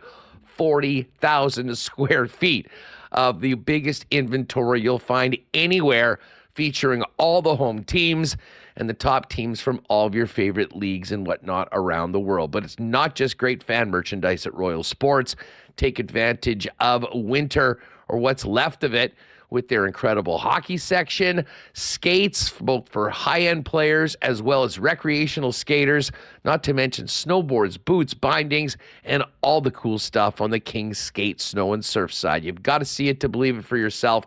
Head on down to Royal Sports at 750 Pembina Highway, and make sure to follow them on Instagram for the latest merchandise drops and sale information at Royal Sports Pembina. And hey, big shout out to our friends at Boston Pizza. If you're thinking about gathering with your friends for the big game, there's nowhere better to do it than your local BP. You know you'll have the game on the massive screens in Boston Pizza. The sound from the commentators up on the sound system. And most importantly, and most popular, win or lose, you'll be enjoying ice-cold schooners, world-famous BP wings, gourmet pizzas, and great Boston Pizza hospitality. And heck, 7 days a week, if you can't make it out to your local BP, you can always order online and get it hot and fast to your door by ordering at bostonpizza.com. All right, there's Hustler with the reads, and one final guest here, as I said, is part of our Sport Manitoba. It takes a community to play segment. We've had a lot of great guests here on Thursdays, learning about sport and the community. And Hustler caught up with Trevis Boyd, a speed skating referee. He's been in the Olympics. He's officiated a number of big profile events. And here's Hustler's conversation that took place last week. All right, it's time for another It Takes a Community to Play segment with Sport Manitoba, proudly supported by Manitoba Liquor and Lotteries. And this is going to be great. I'm really looking forward to finding more about our next guest and the incredible places that officiating has brought him. Let's welcome in Sport Manitoba's official for the year in 2023, speed skating official Trevis Boyd. Trevis, welcome to Winnipeg Sports Talk. It's great to have you on the program. Yeah, thank you. Pleased to be here. I have to ask you right off the bat. First off, congratulations on the award. How rewarding was that for you? And what was it like getting the call that of all the people donating their time and spending so many hours officiating that you got the nod as the top one in Manitoba? Well, it's a real honor. That wasn't the goal, but it is. It really is sort of the icing on the cake. It's great to know that you were appreciated. I mean, other than that, the gig is the gig. So it was a real pleasure. You're a top speed skating official, and it's taken you around the world. But I'll start up by asking: were you a speed skater, and how did you get into officiating speed skating? Well, I'd officiated in previous sports. My daughter started speed skating in 2000, and I'm a joiner. I make eye contact, and I'm kind of hooked. That's the way it is. And that was my way of being involved. Instead of being a parent in the stand, I learned how to lap count and time and record, and refereeing is what stuck. So from 2000 on, I have tried to hone my refereeing skills. Wonderful. How challenging was it getting into being, the arbiter of a sport that you didn't have a lot of experience in? Well, I think other sports. I have another daughter that played team handball for a number of years on the junior provincial team. And I have a passion for sport. I've played a lot of recreational sports myself, but the passion for sport was, it allowed me to really kind of dig in and start enjoying it. Now, you started around 2000. It's taken you around the world, and we'll get to the Olympic experience in a minute. But fill us in a little bit on the pathway from just saying, hey, I'm here to help out, and learning it to obviously the highest point in the sport. Well, like any sport, we're short on officials. So somebody hands you a clipboard, you take it, or you run away. You have kind of two choices. And Canada has a very stringent program. We have 5 levels that we work our way through, and it becomes almost a competition within the officials themselves. We compete to move up. We continue to do more things. We experience a great mentoring program, and each level is just that much more exciting. It was nice to go to Canada Winter Games, to do Canada Cups, and then eventually to do World Cups, and then from World Cups to Championships and Olympics. So every step has its rewards, and it's interesting. The lower the levels are, level 1, level 2, when you're an introductory official, those are the most challenging because it's a learning experience for all the officials within that zone. And as you move up, everyone becomes more of a consummate expert, but the room for error is very, very narrow. So I think that's the trick, is to learn your mistakes early and continue to hone your skills. That's really what it turned into. Trevis Boyd is Sport Manitoba's official of the year for 2023, a speed skating official. And, obviously the pinnacle for any Olympic sport is the Olympics. But before we get to the Olympic experience, tell us a little bit about where the sport has taken you and your experiences traveling, officiating the top speed skaters around. Well, if we're looking at just traveling, we made an assumption. I've been around the world almost 4 times. It's taken me to some interesting places, to Russia, to Kazakhstan, Japan, China, of course, the United States, Germany, different parts of Europe, the Netherlands. Those are really sort of the bonus for the hard work. And I think some of the most unique places, Kazakhstan was very unique. China and Japan, I loved Asia. I think I've done both 4 times plus the Olympics. So being able to travel and really enjoy the culture and how officials do things differently around the world, it's a reward in itself. The 2022 Beijing Games. First of all, was that always a goal of yours once you started climbing the officiating ranks? And what was it like finding out that you were going to be an Olympian, as it were? Well, and I guess I would be classified as Olympian. It is the pinnacle. Speed skating volunteer officials and many sport officials are volunteers. So it's the time that we put in, that's the reward that we get out. I was in 2010 as a supplementary official in Vancouver. That was it. I was hooked. I was going to become an Olympic official after that, whatever it took. In 2014 in Sochi, I did the same thing, and that was truly a unique experience. The Russian experience was then very, very interesting. And then getting the call for Beijing, it was an honor. In the world, there's only 24 championship referees in all the world. So being one of 4 selected for the Olympics, it was an honor. I'm shaking right now thinking about it. I couldn't over-prepare. I couldn't be more excited. And I tried to stay calm until I got there. So that's sort of what it is. I mean, it's the top. It's the championship. It's the Stanley Cup. It's the Grey Cup. It's the World Cup. It's all the above. Being an Olympic referee you are classified as an Olympian. It's wonderful. You know, Trevis, we've spoken to a number of Olympians on the athlete side and talked to them about, the Olympic experience and being in the village and, all the work that goes into it.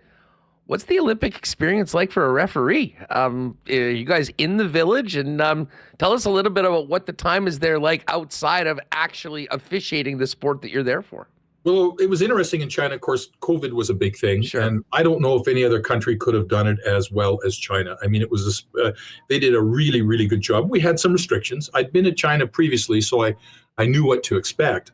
But the opening ceremonies, I can still feel it. It was quite an experience. In the 45 minutes before the opening ceremonies, thousands of kids put on a program that I will always remember. We did get a chance to get into the athletes' village. We did see some curling, some hockey, a number of different sports. You're treated with kit gloves. You're kind of the CEO of the gig. So being able to get all the ins and outs through an absolutely beautiful arena that they put together for speed skating, it is really special. And the swag is pretty nice too. I've always talked to athletes about, picking the brains of other athletes in other sports while they're there. Do you ever do the same with referees from sports that might have nothing to do with speed skating? Well, we do more observe than not, and it seems like a multi-sport event like the Canada Winter Games, which I've been to a couple, were spectacular, and the Olympics. You don't get a lot of interaction. You can observe and watch. Where we really get our input is with the starters, referees, and recorders, and sports experts within our sport in different parts of the world. The end-all, be-all is to do the same thing. We do a clinic every 2 years as referees somewhere in the world to hone our skill. We interact. The program is great because they mix us up. You're always working with different officials. So you feed off each other. The senior officials were true mentors. The junior officials, it's wonderful that they observe and they want insight. So it really is an all-out share. I have to ask you, as someone, I think like a lot of casual sports fans, it's sort of see speed skating at the Olympics and we sort of all get into it. Obviously, there's tons of great Canadians and Manitoba's got a great history in the sport. We do see fouls and things that are called that I think the average fan doesn't. What's the most challenging part of being a speed skating official? And maybe what's that final step? What do you and the championship officials have that the others lower down are working on? I think a lot of it is experience. You have to be exposed to it. You can learn and read all you want, but until you have hands-on experience and see what's going on, sometimes it's very difficult. Speed skating is like, as an official, when the racing is on, it's like a single lens reflex camera. You see something, you capture it, you process it, and then you move on it. We do have video replay, but I admire hockey referees, the speed that they move at. We have single races and as well as mass start races, and it's being able to observe, see, and anticipate. Anticipate's a big thing. The contact or incident doesn't happen right on the spot. It's a build up to that. So knowing that and anticipating it and being ready to capture that image really is the challenge and the reward. Do they use instant replay? The World Cups we do in the A division, because there are 2 divisions, and at the Olympics we use replay. So we usually have an infield area that is designated for the officials with camera and a gentleman there helping us review things. Sprinters are moving up to 58 kilometers an hour around a 400-meter oval. It's spectacular, the speed it's at. So crossing a line within an inch or two, if you don't capture that image, you have to rely on replay to do that for you sometime. Trevis Boyd's with us here on our It Takes a Community to Play segment for Sport Manitoba, and bringing it back home and to the grassroots. If you could, Trevis, speak from your experience to the importance of officials and referees in our sports system, and what you get from giving back, even at the initial level when you were starting 20 years ago, just cutting your teeth as a speed skating official. Well, I think being an official, athletes that become officials are very good officials, and it's a way of staying in the sport. Not everyone's going to be an Olympian. We know that. We know everyone's not going to be an NHL all-star or a pro. So being involved in the sport that you really enjoy, officiating is a great avenue for that. Locally, I don't know, I've tied a lot of skates, wiped a lot of noses, shoveled a lot of snow, and those are sort of the beginning of it. But being involved, seeing athletes mature and grow up, it's wonderful. Seeing young people that want to become officials, it's very important to make them included. It's funny, we look at, and I'd mentioned this before, is we look at skaters, team players that have a challenging game. And we go, okay, we'll let that go. They've had an off day. We need to treat our young officials the same way. If a young official is learning by mistakes, just like any sports athlete is we have to understand the fact that if you're in a minor hockey game or a minor speed skating game, official may miss something. It happens.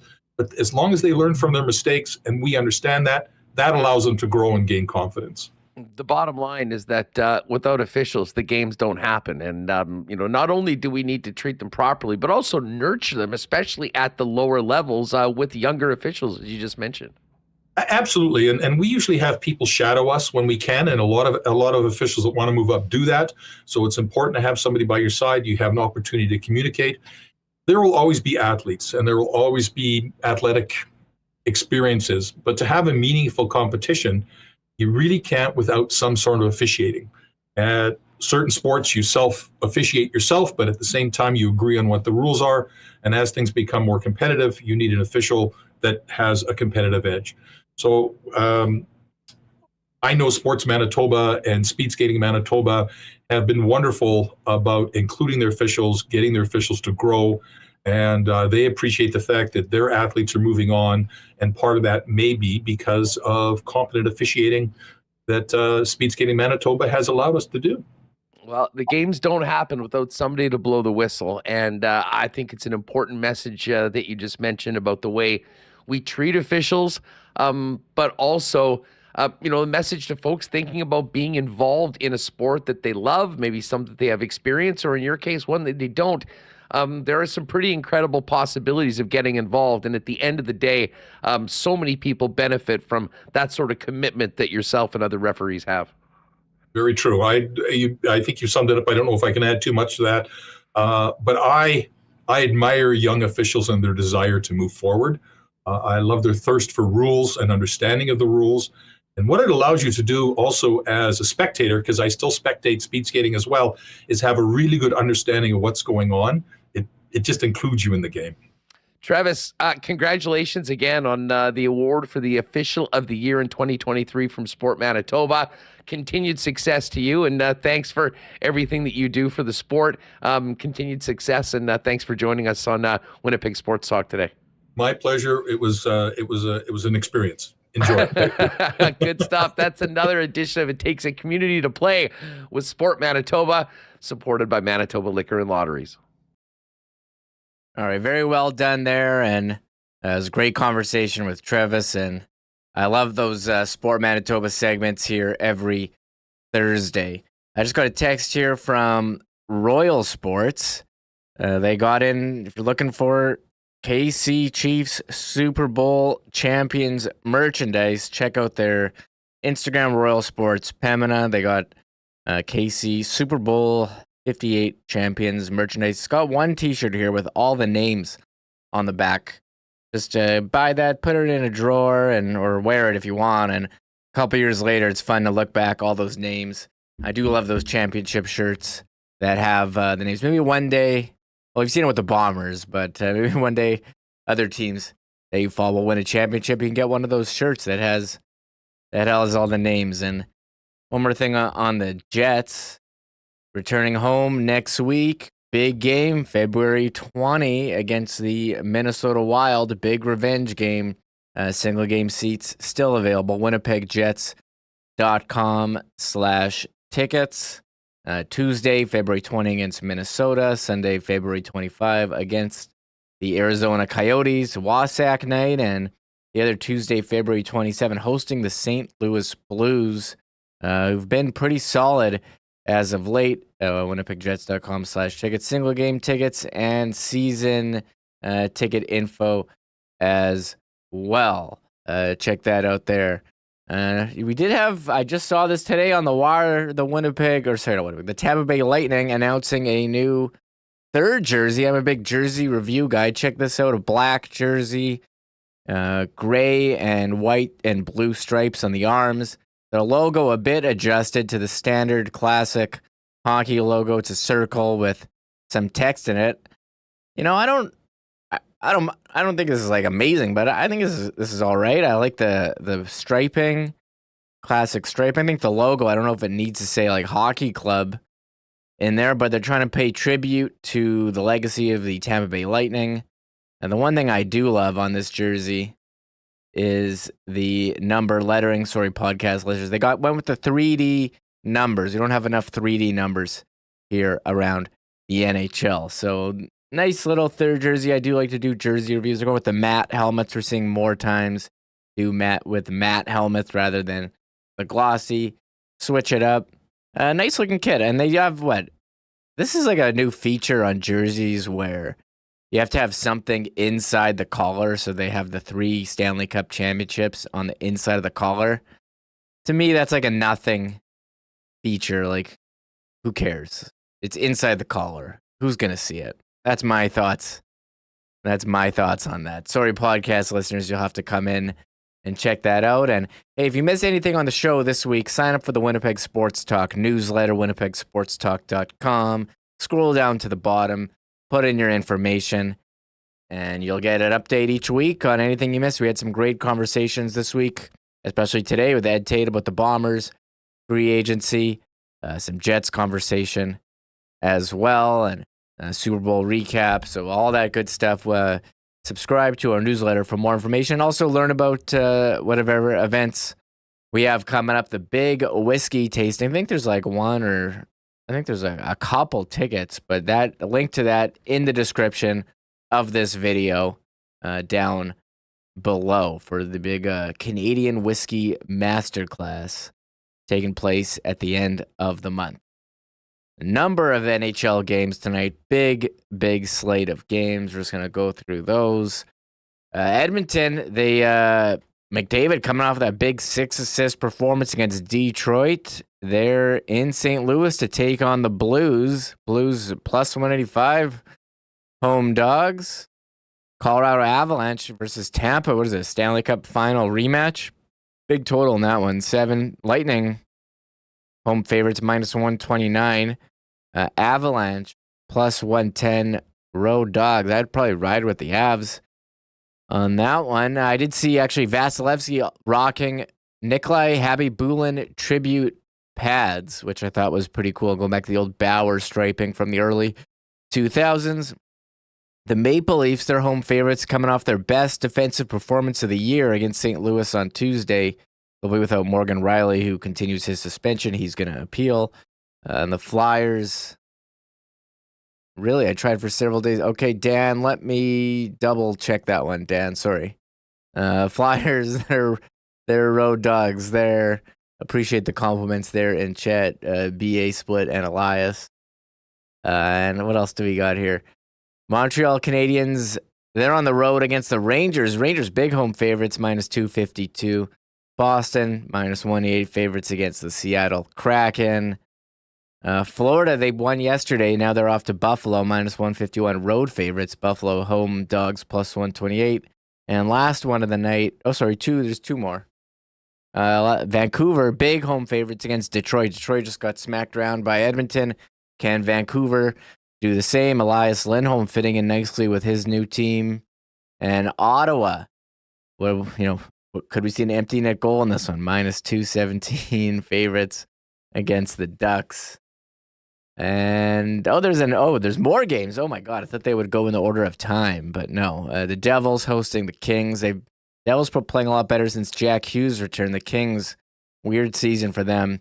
That one's close to a pick 'em. Devils minus 114. And the Blackhawks, last one here, plus 175 home dogs against the Penguins. Connor Bedard might make his return. A lot of that's coming out while I'm here. I haven't seen. So Connor Bedard, we'll have to see if he comes back. Anyways, that's it for me. I'm gonna wind this down. Just say hi to everyone. And again, if you've stuck around this far, thank you so much for hanging out. Hit the thumbs up. Hit the subscribe button as well. Tomorrow, big show. We'll look ahead to Jets and Canucks. Ken Wiebe. We'll talk with Hacksaw. Oh, sorry, I did say about that Canadian whiskey masterclass. It is sold. Sorry, Dan. It is sold out there. That Canadian whiskey masterclass. Anyways, appreciate all the kind words. Donnie R says Bedard is back up. I'm enjoying all the comments. Everyone asking, yes, so Morgan Riley is suspended. He did appeal. The appeal goes to Gary Bettman, so I'm really not expecting him to reduce it. We'll have to wait and see about the Brad Treliving press conference if he does hold one to express his displeasure at the suspension. Anyways, appreciate everyone who's come out for this week. Hustler's been away. I'm doing my best here to fill in. Appreciate all you guys. We'll be back tomorrow for some more great discussion. See you then, and bye-bye. Oh, my God! Oh! Shut it down! Let's go home! Thanks for tuning in to Winnipeg Sports Talk Daily. Make sure to subscribe on YouTube and your favorite podcast feed at winnipegsportstalk.com.